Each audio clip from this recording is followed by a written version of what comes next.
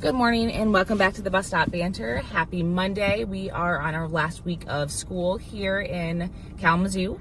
And today we thought we would talk about what coaches wish parents knew. So I've been coaching for a long time, since Braxton was 6, and we've seen all of the things, right? So we thought we would discuss what we wish parents knew.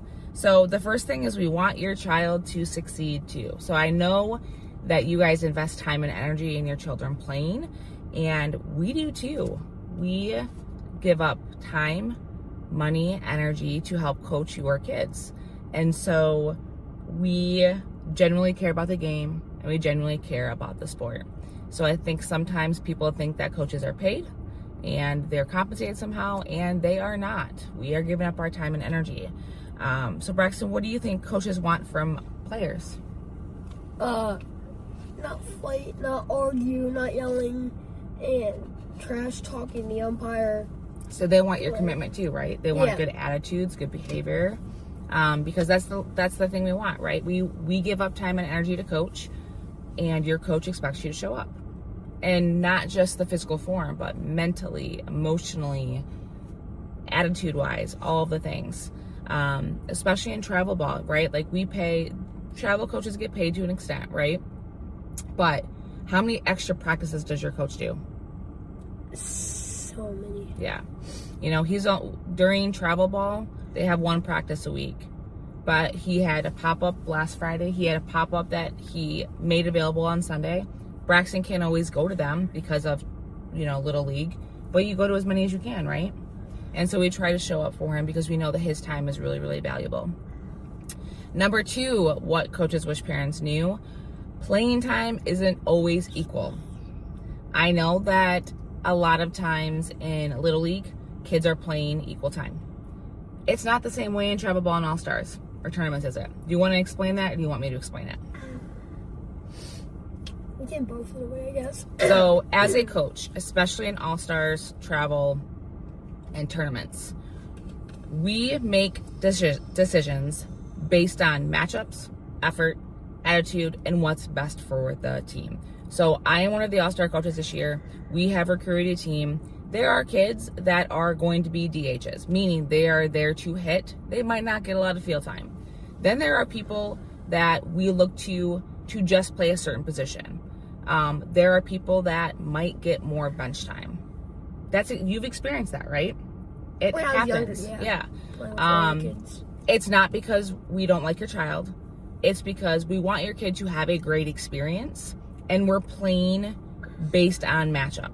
There are times that kids don't get a lot of playing time because of attitude, right? We will pull kids out of games or sit them if they have a bad attitude, because a bad attitude is super contagious. And Braxton plays a lot of high-pressure games, right? You're tied, it's a close game, or maybe you're getting your butts whooped. What do we do in those instances? We play to win. We'll move people around. This happened just in your game the other day. We were playing Portage. We went down by a lot very early. We made some switches on infield, and we held them for 3 innings without scoring. Sometimes it's just moving players around, playing kids to their strengths, and making changes. Anything you want to add to that one? I mean, I get it. We have a kid that's still sick here. Not really, but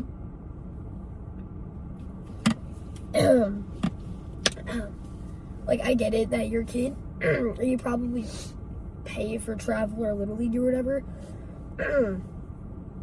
But some coaches are super just in it to win. Not saying that's what you are, but when it comes down to all-stars and travel, you want to win tournaments. You want to go to states. We don't want our kids to go to tournaments and get their butts kicked. That's not what we do. Sometimes it still happens, regardless of what we do, right? But last year for all-stars, you guys won districts, right? We had a lot of shuffling that we had to do to get you guys there, right? You guys ended up winning extra innings. And states, we didn't fare very well. Was that fun? No. Did we try to make it work? Yes. It's not always going to go our way. We're going to coach to circumstances, teams, matchups, etc. Number 3, the car ride home matters. I'm still working on this.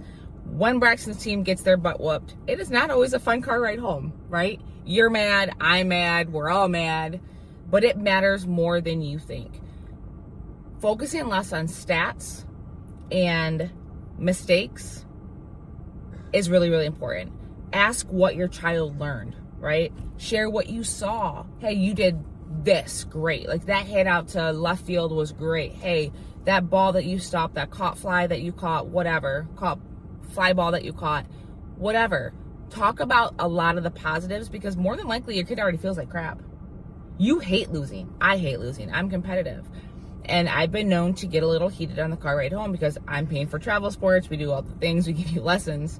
But that car ride home matters more than you think. Would you agree?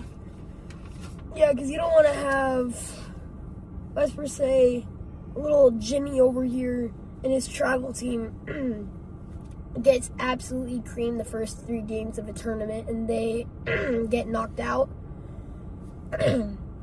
Excuse me. And then you have to hear about it all the way home. And then the little Timmy or little Jimmy's mom starts blowing him up like, oh, you should have done this, you should have made this play. There could have been a lot of things done differently, but in the moment it doesn't matter, right? Because I don't want my kid to fall out of love of the sport because I'm pointing out every single thing that went wrong. And I'm not great at this, guys. There are times where it's really, really hard. But collectively, we need to do better.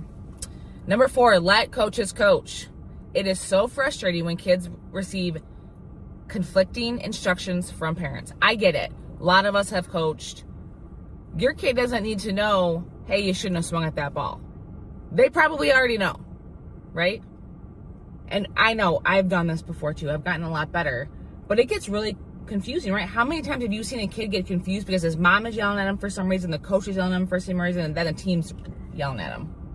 It gets confusing, like drop thirds. That's an example. The whole crowd is screaming, go, go, and then the other side is going, tag him, throw it to first, whatever. The drop third strike is probably the most frustrating thing because so many kids forget Especially one kid on my team, he's always forgetting of the drop third. Every Whenever it time. happens, he's just standing there, walking back to the dugout, and he's like, wait, what? But we've seen it, guys. You guys coach pitches, you yell, critiquing decisions during the game.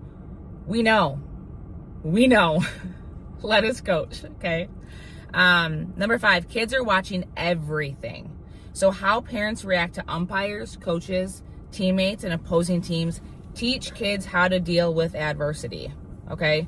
They have to learn how to deal with this without the influence from you. So if you are bad-mouthing coaches because you don't agree with the decision, your kid's sitting too long, they're blah, blah, blah, blah, blah, whatever. We've had parents yell at umpires. Do you want to tell them what almost happened last year because of that? Which one? In states last year. We had parents yelling at the umpires. Did your team almost not get kicked out because of it? I don't know too much about it, but I did hear about our team almost getting kicked out because of umpires. So guys, it's not just umpires, right? Like, we have kids in our team whose parents yell at their kid, and their kid yells back during the game. I'm not going to say names. It sucks though, okay? At States last year, we had parents that were very heated. We did not fare well at States, okay? Live and learn, right? We were playing some phenomenal teams, the best of the best. We went. It was the best of the best. We won District 2. We were going. Our kids don't need you to fight their battles. They can fight their battles. The coaches can fight the battles, right? We don't need parents to make their kid uncomfortable, have their kids shut down because of the way that you're yelling at them. And we certainly don't need the umpires to threaten to kick our team out of a tournament because of a parent. When our kids earned the spot to be there. Didn't go our way. It happens. Let's move on, okay? Anything else you want to add to that one? That was tough, right? You see it all the time. Yeah, and I've seen plenty of parents almost get kicked out during a We've had parents get kicked game out. at Westwood, yeah. Yeah. And I have first-handedly witnessed one of my coaches before get thrown out of a game when it was my first year in Little League? No, my first year in Little Majors or whatever. Or maybe it was Majors. And I was the smallest, youngest kid there. And our coach, like, we had a really good team, and there was a really, really bad call, and our coach was arguing with them. I don't remember that. You don't? No. It was when I played for the black team in the fall. Okay, let's not say names. I don't remember this. But, and then, yeah, he got kicked out, and then we didn't have a main coach, but we still ended up winning somehow. Wild. But, I don't remember that. But we are changing it up this year since I'm helping to coach All-Stars, where we're going to make it very clear what the player and parent expectations are. Because as a coach, as someone who is helping train your kids and set them up for success, the last thing I want to do or have happen is have our team get disqualified or penalized because of a parent. I'll leave it at that. Number 6, failure is part of sports. Your kids will strike out. There will be errors. Mistakes will be made. Dropped passes, blown calls. We've seen it all. Okay? There are some plays that are literally outside of our control.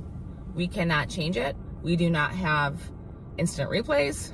We're not the MLB. Sadly. And okay? We don't have challenges. We don't have the ABS. We don't have the challenge, okay? It would be great if we did. But I don't always agree with them. And I'll be like, oh, God, that was high. Like we saw it happen with your brother last week. He had some really bad strikes called against him. They were high. He's got to swing, right? It is what it is, right? ABS challenge.